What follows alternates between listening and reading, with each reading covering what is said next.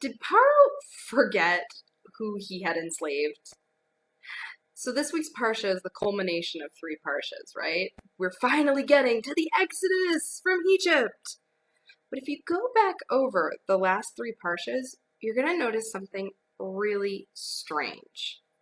So in Parshat Shmot, when Paro enslaves Am Yisrael, just before it happens, the reason he enslaves us, right, is because we're becoming really many. There's so many people, right? And he gets scared.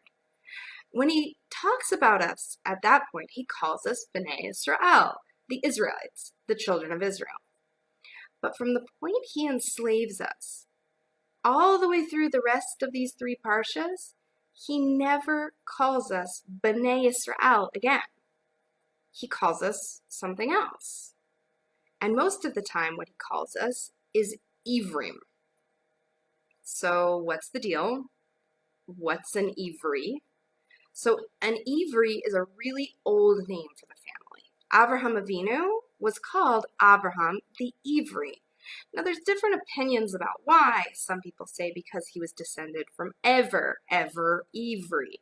Rashi brings that it was because he crossed over the river. When he came into Eretz Israel, he crossed over the river, Ivri being related to the word avar, to cross over. Okay, so it's really interesting. I mean, it's just another name for the family, right? Except for the Mitzrayim, it wasn't. Ivri was a despective term. Ivri was a slur. See, we can see that if we go back into Bereshit and we go back to the Yosef story. When Potiphar's wife talks about Yosef as a slave, she calls him the Ivri. The Torah records that the Egyptians wouldn't eat with the Ivrim because it was abhorrent to them. Ivri means the other, the different, the one from over there, the one that's not like us. For the Egyptians, it was a slur. So Paro, it makes sense. Once he's enslaved Bnei Israel, he wants to use a belittling name. So he starts calling them the Ivrim. Because for the Egyptians, Israel was a powerful name. Remember, they had a lot of respect for Yaakov Avinu. And Israel means in of itself one who strives with the angels of God, who strives with men, and who comes out on top. So obviously you want to change that name, give him a lowly name. But then the Parsha, then the Torah does something really strange. Moshe Rabbeinu calls the people the Ivrim as well. And he calls Hashem the God of the Ivrim. Now, if this is a slur, if this is a despective term, then why would Moshe use it? And why would he connect it to Hashem? It's because Moshe understood something about the relationship between Ivri and Israel that Paro didn't understand. See, Ivri, the Midrash tells us, is more than just Avraham Avinu crossed over the river. The Midrash tells us it's because Avraham Avinu crossed over and left the rest of the world on the other side. The rest of the world was over here in their paganism and their idolatry, right? And Avraham Avinu crosses over and stands alone by himself on the other side with his knowledge of the one God. And what's really interesting is when we get the name Israel, it's also from a moment of Ivri. You see, Yaakov Avinu was preparing to meet his brother, so he crossed his family over a stream, and then he went back and stood alone, avar, on the other side as an Ivri, as someone who crossed over, and he stood alone. And in that standing alone is when he was attacked and when he had this great spiritual struggle, right? And that spiritual struggle is how he got the name Israel.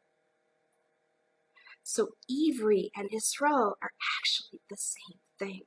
Our ability to be those who stand alone is the same ability to be those who struggle and survive. And I think it's interesting because in this Parsha, it seems like Paro understands what his mistake was. He wanted to call them Ivri. He wanted to weaken them. He wanted to belittle them. But in fact, what he was doing was connecting them back to their greatest strength. In this Parsha, when he finally tells Moshe and Aaron, go, leave, what he says is get up and go. You and also Bnei Israel. He uses the powerful name again. He recognizes that the Ephraim were Bnei Israel the entire time. And today we are Ephraim and Bnei Israel. What I've told you before is that Paro and Mitzrayim represent those things, those spiritual forces that hold us back, those things that keep us enslaved.